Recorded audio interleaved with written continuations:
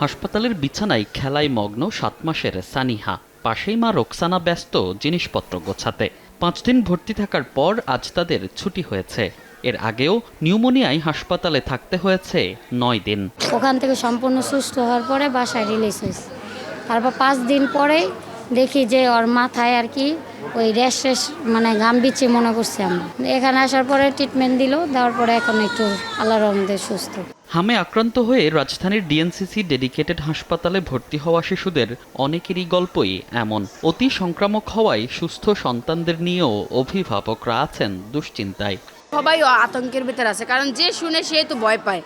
সবাই দূরে থাকবার চেষ্টা করে। নিচতলায় ভর্তি করছে, নিচতলায় একদিন আসলাম, একদিন ছিলাম, পরে তার উপরতলায় 5 তলায় দিছে আইসিতে। অনেক চিন্তিত আছি। আমার আরো 2টা বাচ্চা আছে, ওইগুলো কোনো সমস্যা হয় নাই। তো এই বাচ্চাটা হঠাৎ করে দেখা দিছে। চিকিৎসকরাও বলছেন, যারা সুস্থ হয়ে বাড়ি ফিরছে তাদের অন্তত আরও 1 মাস আইসোলেশনে রাখতে হবে। রোগ প্রতিরোধ ক্ষমতা কমে যাওয়ায় ভাইরাল ইনফ্লুয়েঞ্জায় আক্রান্ত হওয়ার ঝুঁকি রয়েছে তাদের। সুস্থ হয়ে বাড়ি যাচ্ছে তাদেরকে আমরা অবশ্যই বলি আগামী আরও 1 মাস বা 4 সপ্তাহের মতো আইসোলেটেড থাকবে। মানে ঘনবসতিপূর্ণ এলাকায় যাবে না, স্বাস্থ্যবিধি মেনে চলবে, বাইরে গেলে মাস্ক ব্যবহার করবে এবং অন্য কোনো রোগ আক্রান্ত বাচ্চাদের কাছেও যাবে না।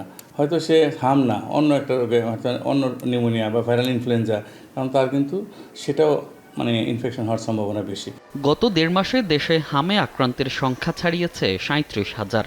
এর মধ্যে হাসপাতালে ভর্তি হয়েছে 25,000 আর সুস্থ হয়ে বাড়ি ফিরেছে 11,000-এর বেশি। একই সময়ে মৃত্যু হয়েছে 270-এর বেশি শিশুর। মনির হোসাইন, সময় সংবাদ, ঢাকা।